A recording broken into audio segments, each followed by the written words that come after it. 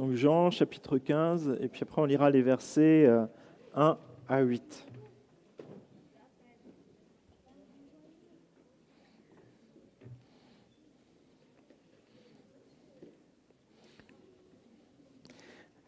Est-ce qu'il y a des personnes parmi nous qui ont un verger avec des arbres fruitiers? Un? Quelqu'un d'autre? Deux? Trois? Quatre? 5, 6, 7, 8. Ok, on va faire un cours d'arboriculture ce matin. Non, c'est pas moi qui vais le faire. Mais par contre, Jésus a pris l'exemple justement d'un verger. Jésus, dans ses derniers instants, avant d'être arrêté, vous vous souvenez où il va? Oui, il est à Jérusalem et il va sur le mont des Oliviers. Et donc c'est à peu près sans doute à 1 kilomètre de là où il se trouvait pour partager la Pâque et cette dernière scène qu'on vient de célébrer ensemble. Et moi j'imagine Jésus qui est en train de passer entre les oliviers, sans doute avec les arbres fruitiers. Et c'est là qu'il va donner une des dernières grandes leçons de vie à ses disciples. Et il va leur parler de manière puissante, de quelque chose de glorieux, mais aussi de quelque chose qui peut être surprenant. Il va nous parler du jugement. La gloire d'être dans la présence de Dieu et à la fois le jugement de Dieu. Et le message de Jésus, ça va être que c'est seulement en Jésus que se trouve la vie. Nulle part ailleurs on pourra trouver la vie qu'en Jésus.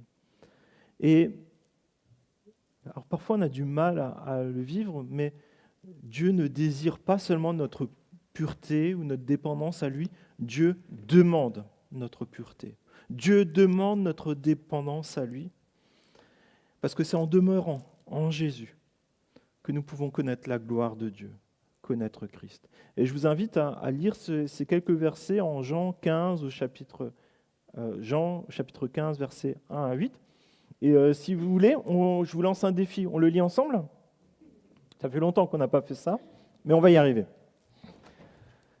Je suis le vrai cep, et mon Père est le vigneron. Tout sarment qui est en moi et qui ne porte pas de fruit, il le retranche, et tout sarment qui porte du fruit, il le taille, afin qu'il porte encore plus de fruits. Déjà, vous êtes purs à cause de la parole que je vous ai annoncée.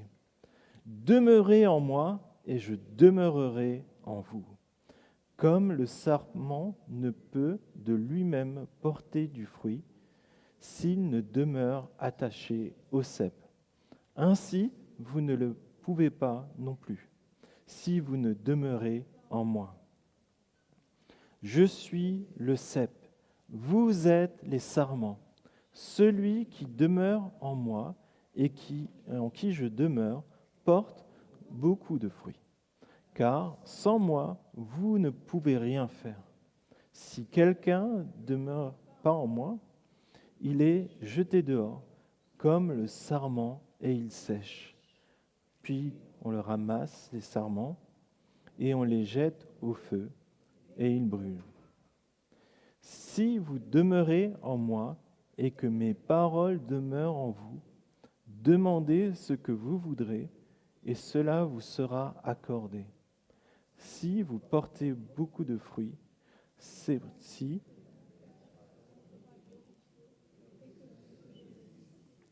Amen. Alors c'est vrai que cette histoire, ces quelques versets montrent des choses vraiment glorieuses.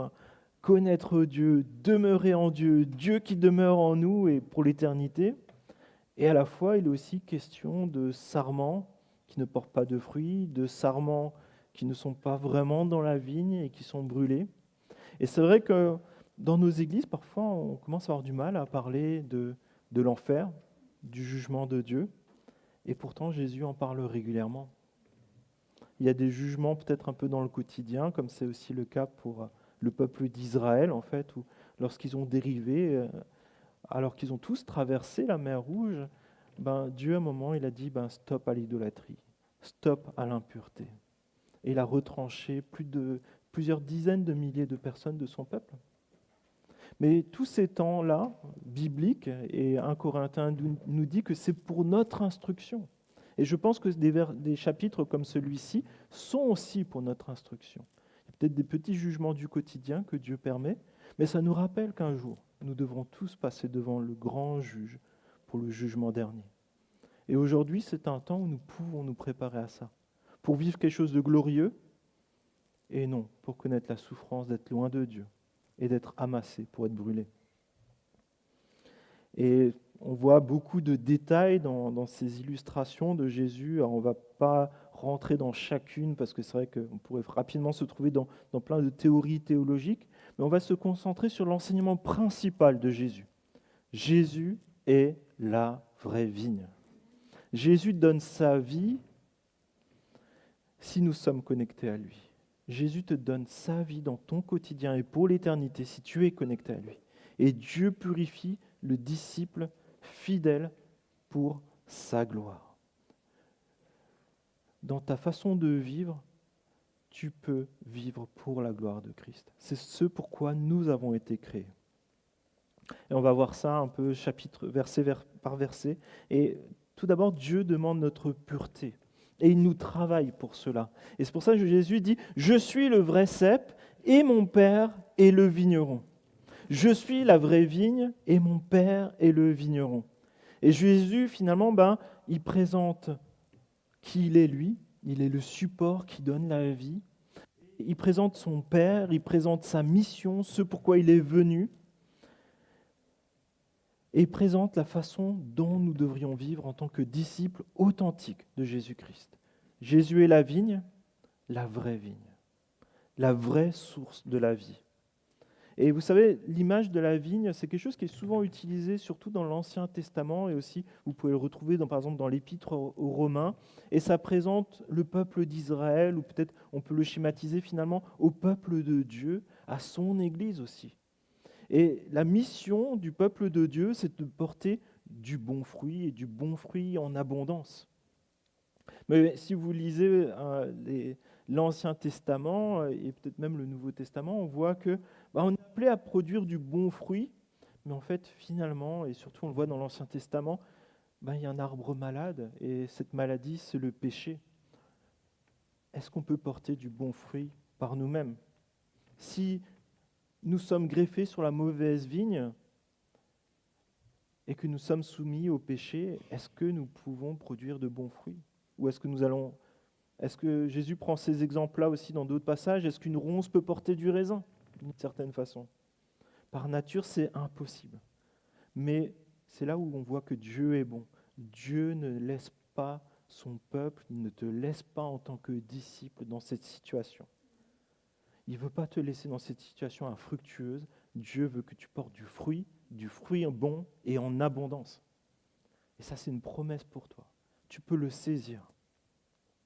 Et c'est pour ça que Jésus a été envoyé par Dieu en personne pour remédier à ce problème-là, pour que tu portes du bon fruit. Jésus pour être ce véritable Israël, cette véritable vigne qui est pure, qui donne de la vie. Et Jésus porte du bon fruit. On le voit dans tout ce qui nous est présenté de sa personne. Et il nous demande de nous aussi lui ressembler chaque jour davantage. Et on va le voir par des sarments que le Père taille, le Père travaille pour porter du fruit. Un pied sain pour produire du bon fruit sain. C'est la vocation des disciples de Jésus-Christ. Et Jésus se présente, il nous présente le Père. Et vous vous souvenez, la dernière fois on avait vu, Jésus nous dit, me connaître. Connaître Jésus, c'est connaître le Père. Dieu désire que par Jésus, tu puisses connaître Dieu le Père. Et le Père est présenté comme le vigneron. Alors je ne sais pas vous, mais lorsque vous imaginez le vigneron, vous pensez à quoi ? Il fait quoi le vigneron ? Il fait du vin, il le boit aussi. Quoi d'autre ? Oui, il entretient. Et c'est vrai que souvent, je ne sais pas vous, mais un peu en consommateur final, on imagine que le vigneron, c'est celui qui vient à la fin de l'année, qui cherche le raisin et qui va le vinifier. Mais en fait, le vigneron, il est sur le pied de guerre toute l'année pour vérifier qu'il n'y ait pas les mauvaises herbes, que ça gèle pas. Et en fait, c'est quelqu'un qui est tout le temps dans les vignes pour prendre soin de la vigne, pour que la vigne puisse porter du fruit, mais pas seulement du fruit en abondance, du bon fruit pour faire du bon vin. Et j'ai envie de te dire ça, Dieu ne vient pas seulement à la fin de ta vie pour voir à quoi tu ressembles aujourd'hui. Dieu est là dans ton quotidien pour te faire grandir, pour que tu portes du fruit et que tu portes du bon fruit. Et cette image nous révèle vraiment le Père qui prend soin de toi, qui prend soin de sa vigne. Et il veut t'entretenir pour que vraiment tu aies une dimension harmonieuse de ressembler à Christ dans plusieurs aspects de ton quotidien. Et que notre Église soit harmonieuse et soit ce peuple de Dieu ici. Pourquoi ? Pour que nous portions du fruit. Pour que nous ayons des branches qui soient chargées de bons fruits, pleins de vitalité, sans mildiou. Là, je pense à tous les producteurs de tomates cette année. Et on voit qu'il y a des sarments qui sont... Il y a des sarments qui sont infructueux au verset 2. Tout sarment qui est en moi et qui ne porte pas de fruits, il l'enlève. C'est dur. Le Père regarde la vigne et il voit qu'il y a un sarment qui est infructueux, qu'il n'y a pas de vie, une branche qui est morte, et il l'ôte de la vigne. C'est un verset qui est vraiment surprenant, parce qu'en fait, Jésus, finalement, il parle de personnes au travers de ces sarments. Hein.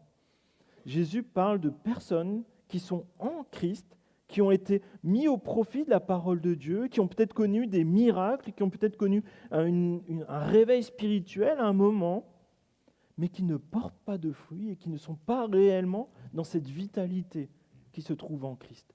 Et ces personnes-là sont retirées. Alors souvent, ça nous secoue. Et ça nous pose des questions. Pour rester en Christ et rester sauvé, est-ce qu'il y a quelque chose à faire ? Peut-on perdre le salut ? Et de qui parle Jésus ? On va essayer de trouver une réponse à tout ça, si ça vous va, hein, parce que c'est des versets qui nous secouent par moments. Et c'est vrai que dans l'évangile de Jean, si vous lisez peut-être dans les prochains jours, vous allez voir que par exemple, au chapitre 2, au verset 23, Jésus nous présente des croyants qui ne sont pas de vrais croyants. On peut croire plein de choses, mais ce n'est pas la croyance auquel Jésus nous appelle à avoir. Et il est dit cela, beaucoup crurent en lui en voyant les signes miraculeux qu'il faisait, mais Jésus ne se fiait pas à eux, car il les connaissait. Les personnes croyaient aux miracles, mais ils ne croyaient pas en Jésus en tant que Fils de Dieu. On voit au chapitre 6, les versets 64, des disciples qui ne sont pas de vrais disciples. Parmi les disciples, certains ne croient pas et le quittent. Et ça veut dire qu'il y a des branches qui ne sont pas de vraies branches. Des branches qui sont là, mais qui sont mortes. Jésus dit, ils sont en moi, entre guillemets, mais pas vraiment. Peut-être seulement en apparence, peut-être de manière éphémère. Vous savez, un peu comme une greffe qu'on a commencé, peut-être il y a une feuille, et ça s'est arrêté. Et ces versets font référence à des personnes qui ont été dans des situations comme celles qui sont décrites, mais on pense notamment à Judas, qui vient juste de le quitter, peut-être quelques minutes avant qu'il donne ses paroles. Des personnes comme Judas qui connaissent Jésus, qui étaient avec lui pendant 3 ans, qui entendent l'enseignement de Jésus, qui voient des miracles de Jésus. Des personnes que Jésus lui-même a envoyées pour annoncer l'Évangile et accomplir des miracles. Vous vous souvenez avec les 72 qui sont envoyés ? Judas était certainement avec eux. Judas a peut-être fait annoncer Jésus-Christ comme Sauveur et Seigneur. Il a peut-être annoncé et fait des miracles quand Jésus l'a envoyé. Ce sont des personnes qui ont vécu des expériences spirituelles, des accomplissements dans la prière, qui ont vécu avec les autres disciples, qui ont été baptisés au nom de Jésus-Christ. Mais ces personnes, finalement, n'étaient pas de vrais disciples, n'étaient pas réellement connectés à Jésus-Christ. Et dans Matthieu, au chapitre 7, verset 22, Jésus parle de ces situations-là qui sont dramatiques. Verset 21, « Ceux qui me disent « Seigneur, Seigneur », n'entreront pas tous dans le royaume de Dieu, mais seulement celui qui fait la volonté de mon Père céleste. Beaucoup me diront ce jour-là, « Seigneur, Seigneur, n'avons-nous pas prophétisé en ton nom ? N'avons-nous pas chassé les démons en ton nom ? N'avons-nous pas fait beaucoup de miracles en ton nom ?» Alors je leur dirai, c'est Jésus qui dira ça, alors je leur dirai ouvertement, « Je ne vous ai jamais connus. Éloignez-vous de moi, vous qui commettez le mal. » Et comprenez que ce qui fait de nous d'authentiques disciples de Jésus-Christ, ce n'est pas simplement d'affirmer suivre Jésus, d'être un disciple de Jésus, ni même par des manifestations de dons spirituels. Jésus dit des personnes ont prophétisé, des personnes ont fait des miracles. Ce n'est pas une puissance spirituelle qui démontre que nous sommes disciples de Jésus-Christ. Quelques années de ça, j'étais dans une église et venait d'avoir un décès d'un jeune homme qui avait fréquenté l'église il y a plusieurs années de ça et qui avait cramé sa vie par les deux bouts avec beaucoup de... une vie qui n'honorait pas Dieu, mais une vie qui est destructrice. Pourtant, il s'était fait baptiser dans cette église. Des personnes disaient, mais il s'était fait baptiser ici. On l'a entendu témoigner. Où est-il aujourd'hui ? Et on est tous mal à l'aise, je pense, avec ces versets-là, parce que ça nous ramène à une réalité du jugement de Dieu. Dieu est amour, mais Dieu est aussi saint et juste et le juste juge. Et nous avons tous rencontré des personnes, ou peut-être vous êtes peut-être en cheminement aussi, vous vous posez des questions aujourd'hui où vous en êtes avec Dieu. Nous avons connu des personnes qui ont fait une prière de conversion, peut-être à la fin d'une prédication ou d'un culte. Qui veut suivre Jésus ? On a levé la main. On a répété une prière. Certains se sont fait baptiser. Mais aujourd'hui, quel fruit ? Quel fruit est-ce que je porte ? Est-ce que je suis encore connecté à Christ ? Est-ce que je suis encore connecté au peuple de Christ, son Église, son corps ? Et comprenez bien que ces versets ne sont pas pour nous pour juger de qui est sauvé ou pas. Ça, c'est Dieu qui le fait. Mais ces versets sont là pour nous ramener aux essentiels. Est-ce que je suis connecté à Jésus-Christ vraiment ? Est-ce que je suis et j'obéis Jésus vraiment ? Quels sont les fruits que je porte ou pas ?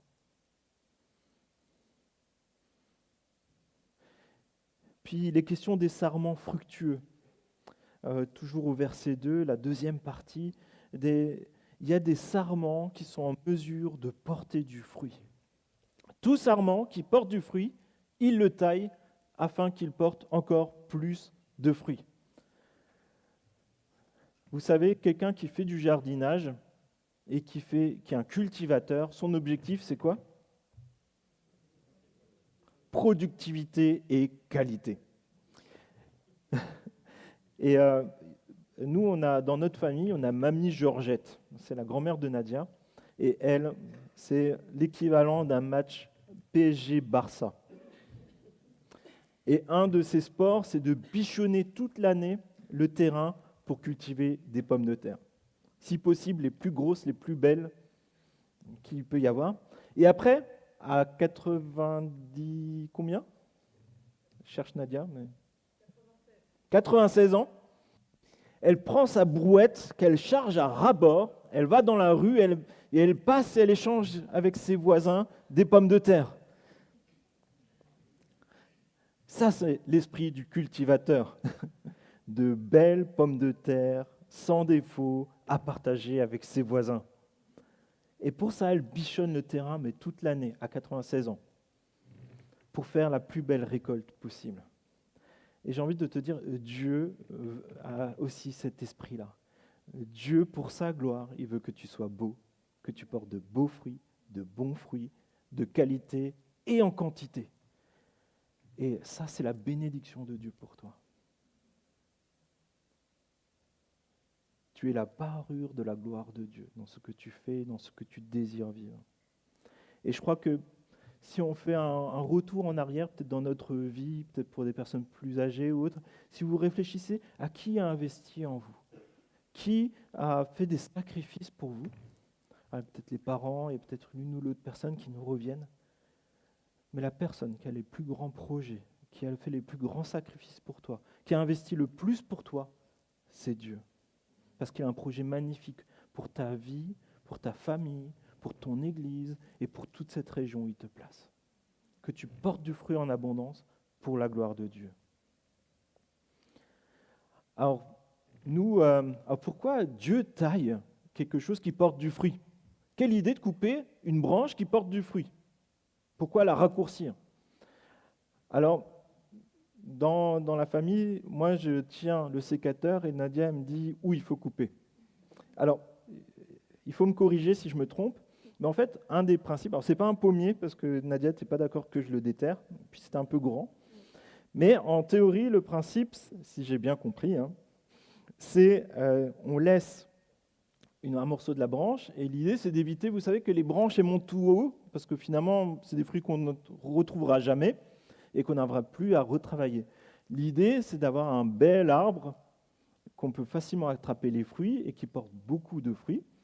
Et c'est pour ça qu'on va essayer de diriger vers où vont aller les branches pour qu'elles puissent bien porter les fruits sans craquer et ainsi de suite. Vous voyez, c'est un art. Mais le principe, du coup, c'est parfois il y a une branche et on veut qu'il y en ait une deuxième qui parte par là, une par là. Et c'est pour ça qu'on compte les deux branches et puis on coupe pour que ça fasse de nouvelles, belles branches qui vont porter du fruit.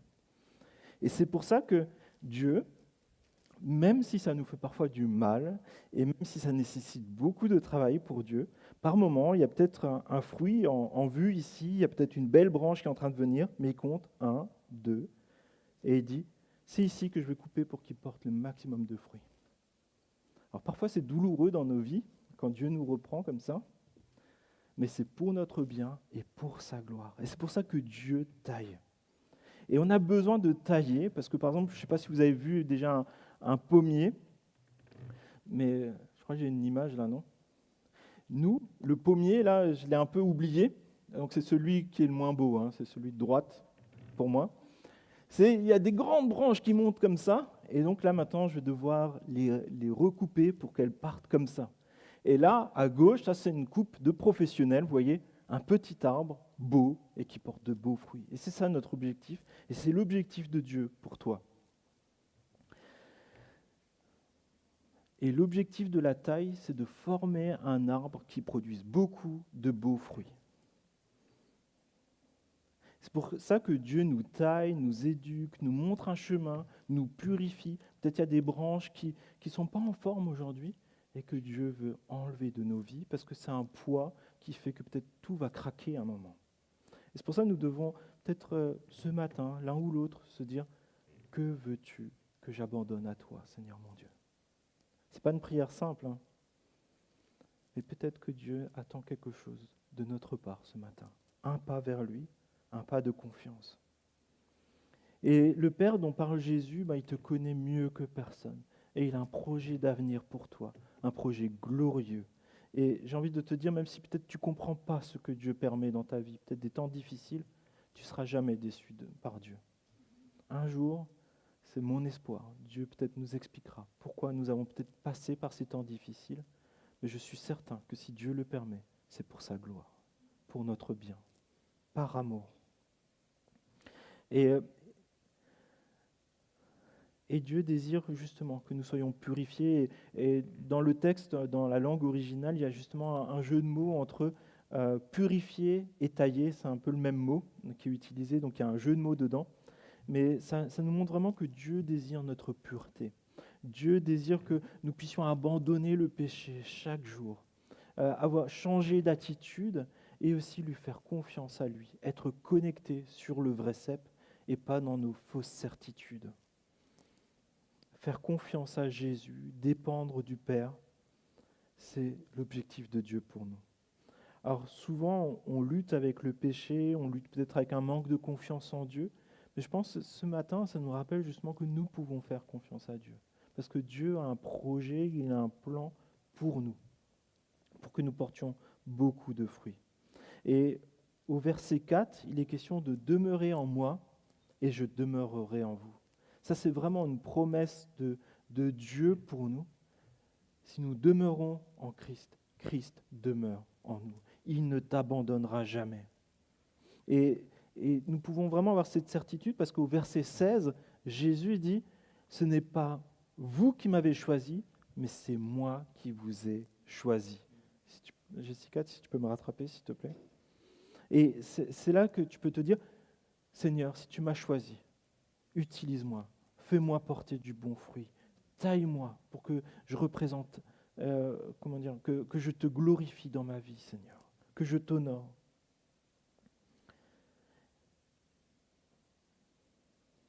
Alors la question qui pourrait se poser, c'est comment est-ce qu'on peut demeurer en Jésus?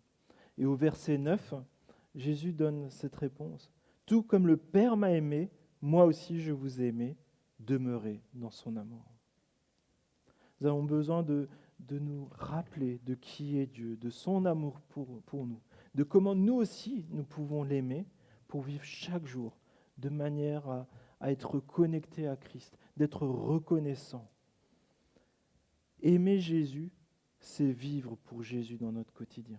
C'est dans les petites décisions du quotidien de dire qu'est-ce qui va faire plaisir à Jésus. Vous savez, c'est un peu comme quand on rencontre sa fiancée ou sa fiancée au début, on vit que pour elle. On se dit dans la journée, ah, ce soir je vais la voir. On va manger ensemble, on va faire une balade ensemble, on va faire des projets ensemble. J'ai envie de te dire ce matin que Christ, c'est sa personne la plus stable, la personne qui t'aime le plus dans ta vie. Et tu peux vraiment te dire, voilà, je veux bâtir des beaux et grands projets avec Christ. Ces projets seront les miens. Parce que Dieu cultive notre pureté pour que nous portions de beaux fruits. Et c'est pour ça que, vous avez compris, il faut demeurer, mais c'est-à-dire que Dieu demande finalement notre dépendance. Vous savez pourquoi Adam et Ève ont péché? Quelqu'un a une idée? Ils voulaient être indépendants. Le diable est venu les voir et il a dit, mangez de ce fruit-là et vous serez comme Dieu. Si on est comme Dieu, est-ce qu'on a encore besoin de Dieu? Et c'est le même défi que nous avons encore aujourd'hui, peut-être des centaines et des milliers d'années après Adam et Ève. Nous nous posons la question si nous avons réellement besoin de Dieu. Même quand on se dit chrétien et disciple de Jésus-Christ, est-ce que j'ai vraiment conscience de combien j'ai besoin de Dieu? Pour ça, verset 5, « Je suis le cep, vous êtes les sarments. » Et ça illustre vraiment quelle est notre relation avec Jésus. Comprends qu'une branche, même si pendant un certain temps elle est coupée et qu'elle peut encore avoir une feuille, elle est morte. Une branche doit être connectée au tronc, au cep, à la vigne. Et nous sommes les sarments et Jésus est la vigne, et ce n'est pas l'inverse. Jésus n'a pas besoin de toi, c'est toi qui as besoin de Jésus. Toujours verset 5, « Celui qui demeure en moi et en qui je demeure porte beaucoup de fruits. » Notre relation avec Jésus est fondée sur l'amour, pas un amour sentimental, non, mais un amour en vérité et en action. Et Jésus a déjà tout accompli pour que tu sois relié à lui, que tu portes du fruit, que tu vives dans cette dépendance, parce que après être mort, est-ce que tu peux toi-même te redonner la vie? Est-ce que si tu as déjà essayé de prendre un défibrillateur pour te le mettre à toi-même dessus? Essayez pas. Hein. Non, c'est seulement Jésus qui peut donner la vie et pour l'éternité et qui peut te donner de porter beaucoup de fruits. Parlons de fruits déjà depuis quelques minutes, mais est-ce que vous avez déjà posé la question? Est-ce que vous avez déjà posé la question? Mais quel fruit est-ce que je dois porter? Quel fruit est-ce que je dois porter? Je pense déjà les fruits qu'on doit porter, c'est tous ces fruits qui font qu'on ressemble de plus en plus à Jésus, qu'on peut connaître de plus en plus Dieu, le Père, qu'on peut faire de confiance à Dieu, qu'on peut chercher la volonté de Dieu et la mettre en pratique comme Jésus le faisait. Mais Jésus et les apôtres nous parlent aussi par différents moyens, dans des versets, de plusieurs facettes qui reflètent Christ et Dieu. Et par exemple, dans Galates 5, au verset 22, il est question du fruit de l'esprit. Donc c'est un fruit, mais voilà, il y a beaucoup de choses dedans. L'amour. Quelqu'un a une autre idée? La joie, la paix, la patience, la bienveillance, la maîtrise de soi, la douceur, la bonté, la foi. Et je crois qu'on a fait pas mal le tour, hein. Ça, c'est les fruits que Dieu veut que tu portes. Et ce fruit se manifeste quand on est en relation avec Dieu, mais aussi dans notre relation avec les autres. Et ils sont la manifestation finalement de cet amour débordant qui vient de Dieu et qui se déverse dans nos familles, parmi nos amis, parmi nos collègues, dans notre Église, dans cette région, pas pour nous, mais pour la gloire de Dieu et pour le bien des autres. Verset 5 toujours, car sans moi, vous ne pouvez rien faire. Et c'est vrai que Dieu nous a donné, je pense, à l'humanité le désir de vouloir faire le bien, quand même, de manière générale. Mais je pense, comme moi, vous essayez parfois de faire le bien et ça ne marche pas aussi bien que prévu, non? Mais sans Dieu, que pouvons-nous faire de bien réellement? Est-ce que le bien qu'on fait, est-ce que ce n'est pas souvent éphémère? Des personnes non chrétiennes font parfois des actions et des sacrifices qui manifestent beaucoup plus d'amour parfois que nous, en tant que chrétiens. Et j'ai lu un peu quelques récits historiques et c'est sur la chirurgie. Et au XIXe siècle, je crois que j'ai une image pour illustrer, il y avait la chirurgie qui se faisait déjà, mais je pense qu'aucun d'entre nous ne voudrait y aller. Déjà, les anesthésies, c'est arrivé assez tard, donc le principe c'était d'être le plus rapide possible. Donc, ça rigolait pas. Mais en fait, ils n'avaient pas forcément la notion de qu'est-ce que c'était un microbe ou autre. Et ils n'avaient pas vraiment d'équipement, ils n'avaient même pas de gants, hein. Donc en fait, ils faisaient parfois des interventions vraiment avec beaucoup de soins. Mais en fait, comme les mains étaient sales, souvent il y avait des complications qui venaient par la suite. Et les personnes ne mouraient pas forcément du problème qui était soigné, mais simplement des maladies qui allaient avec. Parce que finalement, le médecin, avec tout ce qu'il pouvait faire de bien, il touchait avec ses mains, directement, parfois sans tous les protocoles sanitaires qui allaient avec, le sang, les organes, et finalement le malade retombait malade en fait. Et je pense que parfois, nous, c'est un peu pareil. C'est qu'en fait, on veut faire le bien, mais on ne fait pas selon la méthode de Dieu. Et on retransmet finalement, par notre péché, le mal qu'on ne voudrait pas. Alors oui, Dieu désire vraiment qu'on fasse de belles actions, mais surtout qu'on soit dirigé par le Saint-Esprit. Dirigé par la parole de Dieu qui nous purifie. Jésus dit, déjà vous êtes purs par ma parole. Aujourd'hui, quelle est la place de la parole de Dieu dans ma vie? Est-ce que je l'écoute? Est-ce que je la mets en pratique? Est-ce que je la médite? Quelle autorité a-t-elle? C'est pour ça que nous avons besoin de grandir, et la Bible nous parle de sanctification, c'est-à-dire que chaque jour, on demande à Dieu d'être purifié, de ressembler davantage à Christ et d'être de plus en plus saint parce que Dieu est saint. Ça veut dire aussi être dépendant et soumis à Dieu. Et dans ce que nous faisons dans notre quotidien, que ce soit à la maison, au travail ou à l'église, je pense que c'est un rappel de nous dire tout ce que nous faisons, nous voulons le faire avec les forces que Dieu nous donne, par la direction et la volonté que Dieu nous donne. Et Jésus, verset 6, « Si quelqu'un ne demeure pas en moi ». Alors bon, on l'a vu, beaucoup de personnes ont croisé la route de Jésus, certains croient en entendant son enseignement et en voyant ses miracles, et pourtant, ils ne s'attachent pas à Jésus. En quelque sorte, ils croient aux miracles, on ne peut pas les nier, ils croient que Jésus a une autorité, et ils restent comme impressionnés finalement de ce qui se passe, Ça reste finalement des sortes de sympathisants intéressés par des miracles, par des signes, par la multiplication des pains peut-être.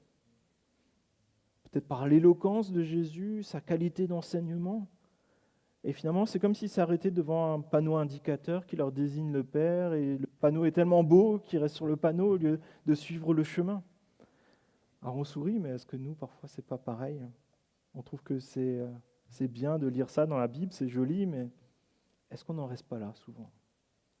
Bon, c'est peut-être que moi, hein, mais parfois on trouve des belles choses, mais en fait, on ne fait pas le lien avec ce que Dieu désire pour nous.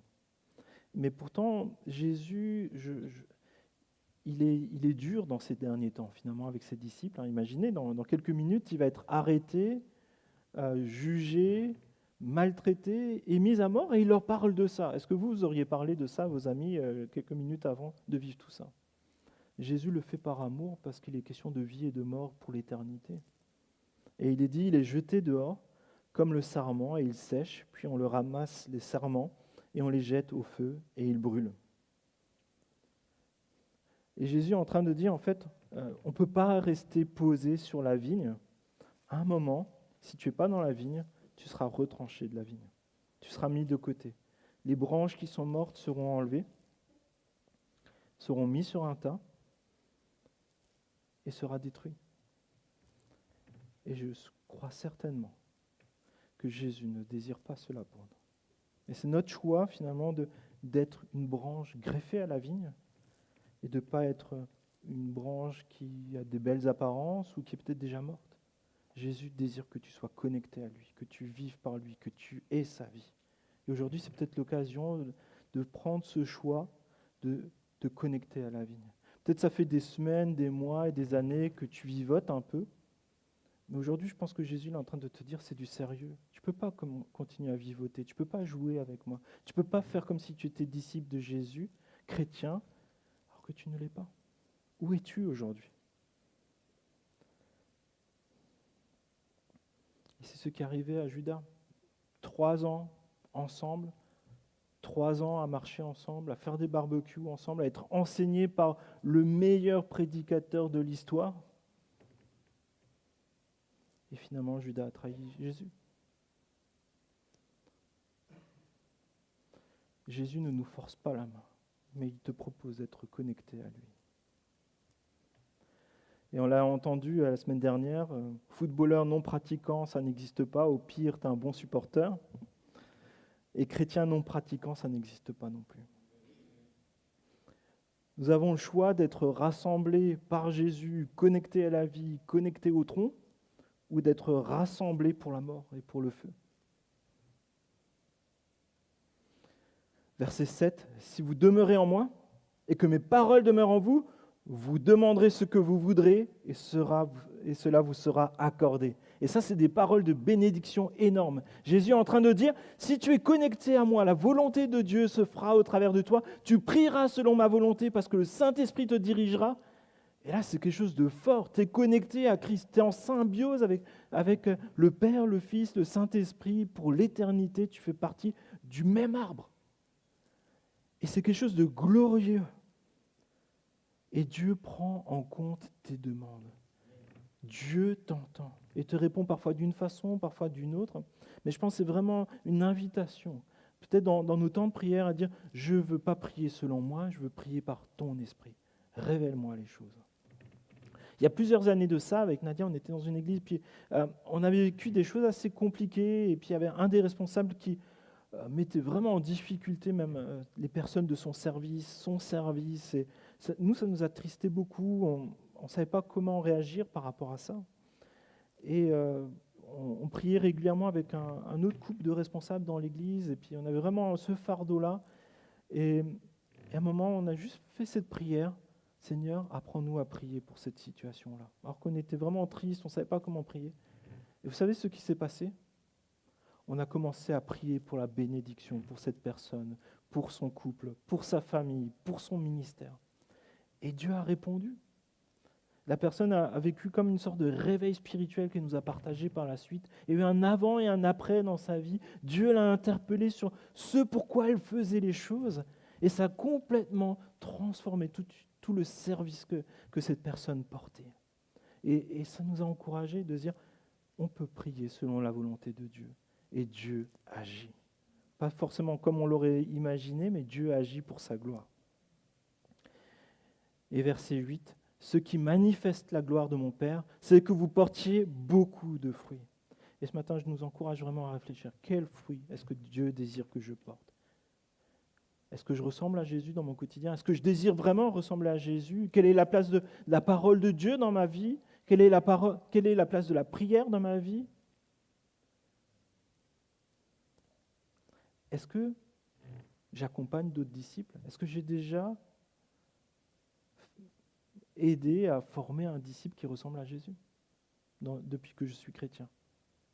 Est-ce que j'ai accompagné quelqu'un à être quelqu'un qui tend vers Christ? Et c'est ce que Dieu nous donne, c'est vraiment quelque chose de glorieux, hein, de pouvoir s'investir pour le bien, s'investir dans la vie d'une personne, s'investir pour refléter Christ. C'est pour ça que je nous encourage vraiment à faire cette prière. Seigneur, révèle-toi à moi pour que je te ressemble davantage, pour que je sois un vrai disciple, que je sois un vrai croyant, que je sois un vrai sarment connecté à la vie.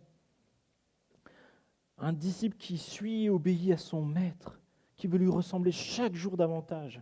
Un croyant qui se laisse transformer à l'image de Christ. Un croyant, un disciple de Jésus qui cherche à porter du fruit pour la gloire de Dieu. Alors ça semble inaccessible, mais je crois que Dieu, s'il a ressuscité Christ, il peut aussi permettre que tu portes ce fruit de la vie, de la résurrection et de la gloire de Dieu. Et je vous invite à la prière. Oui, Père, je te remercie parce que c'est vrai que tu as des grands projets pour nous, des projets dans ta présence, des projets où on apprend à te connaître, à vivre pour toi, à te refléter dans notre quotidien, à travailler pour ta gloire, Seigneur. Et je te prie, s'il te plaît, que tu permettes vraiment que nous puissions prendre position ce matin pour toi.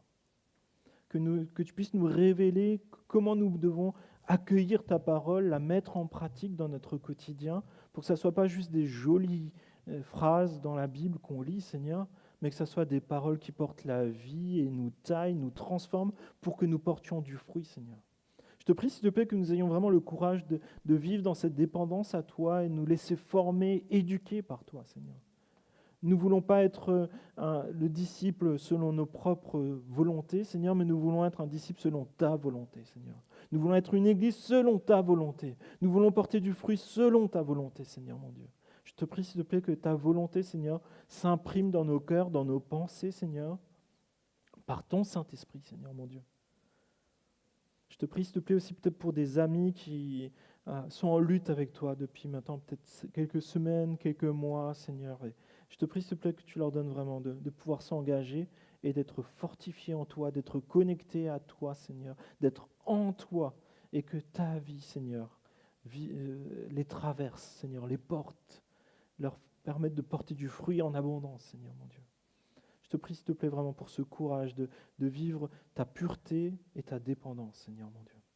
Et je te prie, s'il te plaît, que vraiment nous puissions ensemble être ton peuple. Je te prie ainsi dans le nom de Jésus-Christ. Amen.